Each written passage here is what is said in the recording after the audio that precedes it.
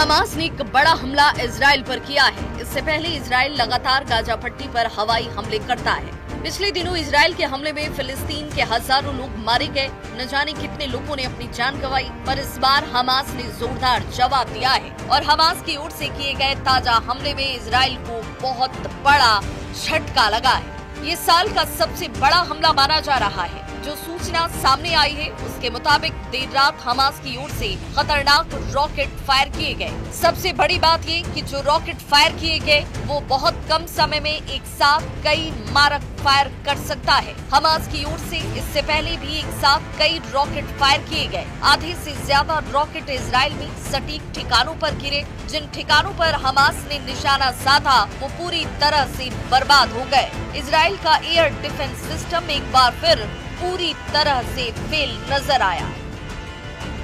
Israel का iron dome system इन rockets को रोक नहीं पाया। इजराइल की ओर से कहा गया कि कई जगह रॉकेट्स गिरे हैं और जिसकी वजह से भारी तबाही मची है और इसकी तस्वीरें, इन हमलों की तस्वीरें सोशल मीडिया पर छाई हुई हैं। हमास की तरफ से की गई बमबारी की तस्वीरें जो है सोशल मीडिया पर छाई हुई हैं और कितनी ज्यादा तबाही मची हुई है वो सब कुछ सोशल मीडिया पर देखा जा सकता है। इन रॉकेट्स अपार्टमेंट और बिल्डिंग पर गिरते हुए दिखाई दिए। हमास की ताजा बमबारी में इजराइल को जबरदस्त नुकसान पहुंचा है। इजराइल ने भी हमास की ओर से की गई बमबारी में नुकसान को स्वीकार किया है। इन हमलों में इजराइल के प्रधानमंत्री बेंजामिन नेतन्याहू सख्ती में हैं। कहा जा रहा है कि इजराइल पर हुए हमले में बहुत ज्यादा तबाही मची है, जान और माल का बहुत नुकसान हुआ है। इसकी सोशल मीडिया में बहुत चर्चा तक हो रही है। कुछ दिन पहले ही इजराइल के प्रधानमंत्री बेंजामिन नेतन्याहू ने अमेरिकी राष्ट्रपति डोनाल्ड ट्रंप से मुलाकात की थी, जिसमें गाजा पट्टी के ताजा हालात पर चर्चा हुई। पर इजराइल के प्रधानमंत्री बेंजामिन नेतन्याहू कोई जवाबी कार्रवाई कर पाते उससे पहले ही हमास ने इजराइल पर जोरदार एयर स्ट्राइक कर दिया। इसकी तस्वीरें जैसे ही सोशल मीडिया पर सामने आई, हर तरफ खलबली मच गई। ये हमले मध्य गाजा के दीर अल बलाह और अश्कलोन और अश्कदोद जैसे इलाकों में हुए। इस हमले में मिडिल ईस्ट में शांति के प्रयासों को गहरा धक्का लगा है। यही नहीं, हमास की ओर से हो रहे इजराइल पर ताबड़तोड़ हमले को रोकने में इजराइल का डिफेंस सिस्टम पूरी तरीके से नाकाम साबित हुआ। ना तो इजराइल का डोम सिस्टम काम आया और ना ही अमेरिका की तरफ से मिला गया हाईटेक डिफेंस सिस्टम काम आया। अब अगर आने वाले वक्त में इजराइल और ईरान का युद्ध होता है तो इजराइल पूरी तरीके से तबाह हो सकता है।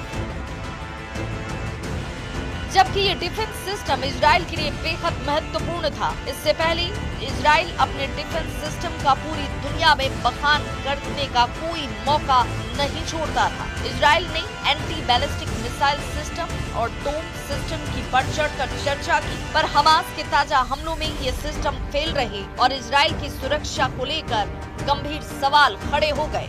अब हर तरफ यही सवाल उठ रहा है कि आखिर इजराइल का सुरक्षा तंत्र क्यों फेल साबित हुआ। हमास को ऐसे ताकतवर हथियार कहां से मिले जिसने इजराइल में जोरदार तबाही मचाई। गाजा पट्टी में पिछले कुछ दिनों के अंदर इजराइल ने जबरदस्त तबाही मचाई थी। इजराइल की सेना गाजा पट्टी के कई अंदरूनी इलाकों में पहुंची थी। इसके बावजूद हमास ने हार नहीं मानी और इजराइल पर जोरदार बमबारी करके पूरी दुनिया को चौंका दिया।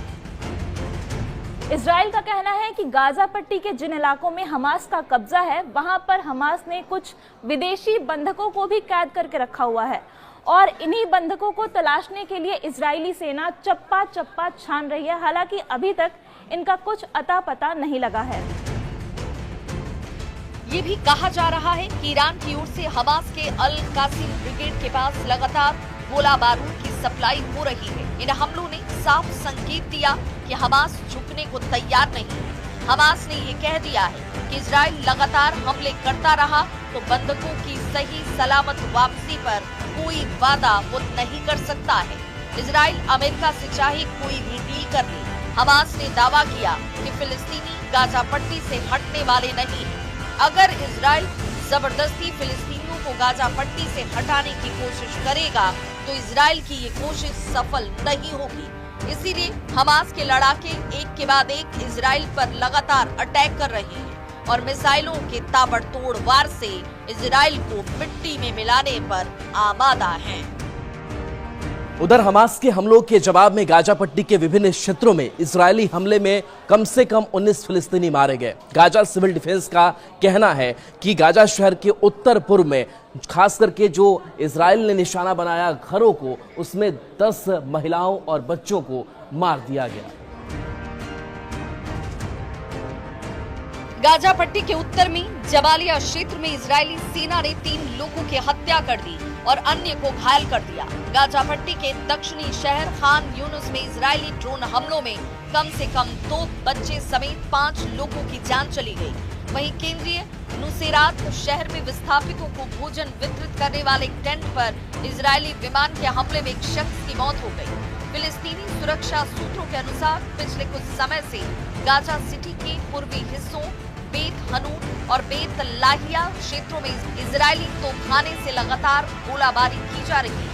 इस बीच हमास के सशक्त विंग अल कसर ब्रिगेड ने एक बयान में कहा कि उसके लड़ाकों ने गाजा सिटी के पूर्वी हिस्से में स्थित अल वफा अस्पताल के पास 3 इजरायली मकारवा 4 टैंकों को निशाना बनाया। हालांकि इजरायली सेना ने अब तक इन हमलों पर कोई टिप्पणी नहीं की है। इजराइल रक्षा बल ने कहा कि गाजा पट्टी में फिर से शुरू किए गए अभियान के तहत हमास के राजनीतिक ब्यूरो के कुल 11 वरिष्ठ अधिकारी मारे जा चुके हैं। फिर से शुरू किए गए अभियानों में अब तक वायुसेना के 350 लड़ाकू विमानों और लगभग 1200 आतंकी ठिकानों पर हवाई हमले किए गए। 100 से अधिक लक्ष्य सटीक हमलों में नष्ट किए गए और गाजा पट्टी में आतंकी संगठनों के सैकड़ों आतंकियों व सैन्य कमांडरों को मार गिराया गया है।